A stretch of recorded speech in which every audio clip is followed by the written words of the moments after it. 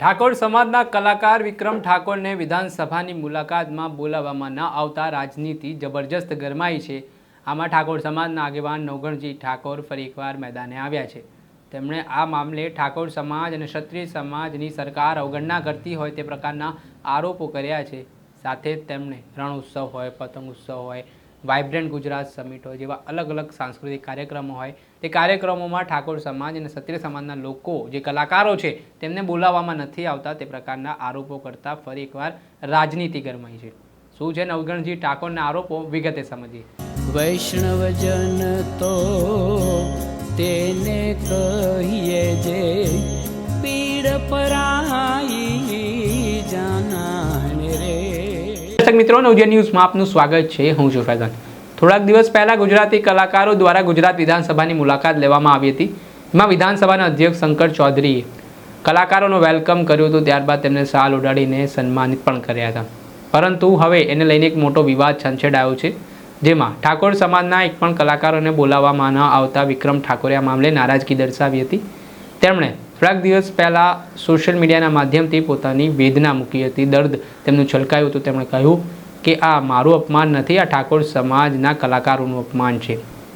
સાથે આટલેથી ન અટકતા વિક્રમ ઠાકોરની આ બાબત બાદ કોંગ્રેસના ઠાકોર સમાજના આગેવાનો છે તેઓ પણ મેદાને આવ્યા હતા। તેમણે પણ પ્રતિક્રિયા આપી હતી, સરકાર ઉપર પ્રહાર કર્યા હતા અને ત્યારબાદ હવે ફરી નવઘણજી ઠાકોર જે ઠાકોર સમાજના આગેવાન છે તે મેદાને આવ્યા છે।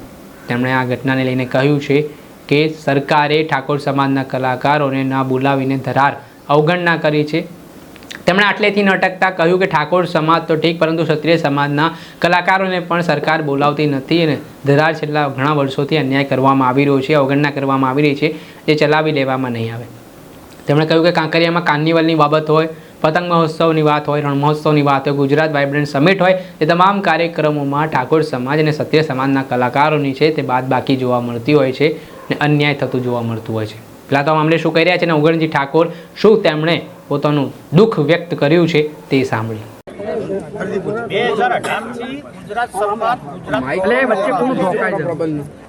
તેની અંદર છેલ્લા લગભગ મારા ખ્યાલ મુજબ 6 વર્ષથી ઠાકોર સમાજ તેમજ ક્ષત્રિય સમાજને કોઈ પણ ગુજરાત સરકારે એવોર્ડ આપ્યો નથી, એટલે ધરાહાર અન્યાય છે।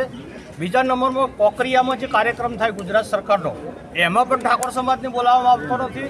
વાઇબ્રન્ટ નવરાત્રિમાં ઠાકોર સમાજના કલાકારને બોલાવવામાં આવતા નથી, રણ ઉત્સવમાં બોલાવવામાં આવતા નથી, પતંગ ઉત્સવ ગુજરાત સરકારના માહિતી વિભાગ દ્વારા અને સાંસ્કૃતિક વિભાગ દ્વારા સમસ્ત ગુજરાતમાં છેલ્લા 10 થી 15 વર્ષથી ગુજરાત સરકાર જે સરકારનો કાર્યક્રમ થાય છે, સરકાર તો સર્વ સમાજની હોય, કદાચ ભારતીય જનતા પાર્ટીનો કાર્યક્રમ હોય તો એની અંદર કલાકારો ના બોલાવવામાં આવે, એમની વિચારધારાવાળાને બોલાવવામાં આવે, પણ જે ગુજરાત સરકારનો કાર્યક્રમ હોય તો સરકારનો કાર્યક્રમ એ પ્રજાનો કાર્યક્રમ છે।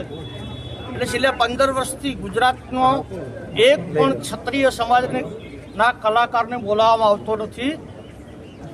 એટલે સરકારની નિયત નીતિ ગુજરાતની અંદર ગુજરાતનો પ્રથમ મતદાર એટલે ક્ષત્રિય સમાજ છે, અને આટલો મોટો સમાજ ગુજરાતમાં હોવા છતાં આ લોકોના ધ્યાનમાં કે નજરમાં આવતો નથી। એટલે ખરેખર અમારા સમાજને અન્યાય થઈ રહ્યો છે। અને વિક્રમભાઈ તો ગુજરાતના સુપરસ્ટાર છે।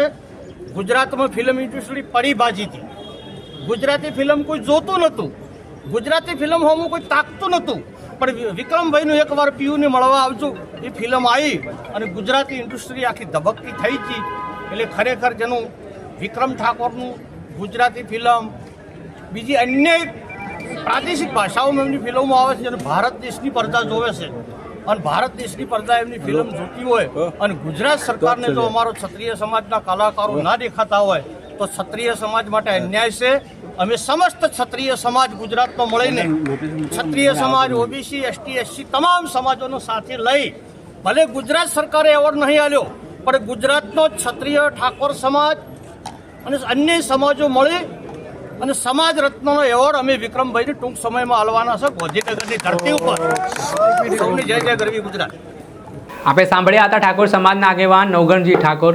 તેમણે વિક્રમ ઠાકોરના ભરપેટ વખાણ પણ કર્યા હતા। તેમણે કહ્યું કે ગુજરાતમાં જ્યારે ગુજરાતી ફિલ્મો ચાલવાની સ્થિતિમાં નહોતી ત્યારે વિક્રમ ઠાકોર દ્વારા એ ફિલ્મોને એક નવી ઉર્જા આપવામાં આવી, એક પ્રાણ ફૂંક્યા. તેના કારણે ગુજરાતી ફિલ્મોનું નામ બન્યું અને આજે તેમની જ અવગણના કરવામાં આવી રહી છે. તેમણે વિક્રમ ઠાકોરના વખાણની સાથે સરકાર ઉપર પ્રહાર પણ કર્યા હતા અને વાત કરી છે કે તેમની સાથે, તેમના સમાજ સાથે, ક્ષત્રિય સમાજના લોકો, કલાકારો છે, તેમની સાથે અવગણના થતી હોય તેવા ગંભીર આરોપો કરતા હવે ફરી એકવાર સરકાર ભીંસમાં મુકાઈ છે. દર્શક મિત્રો, નવજીવન ન્યૂઝને આપ લાઈક કરી લો, સબસ્ક્રાઇબ કરી લો અને શેર કરવાનું ભૂલતા નહીં.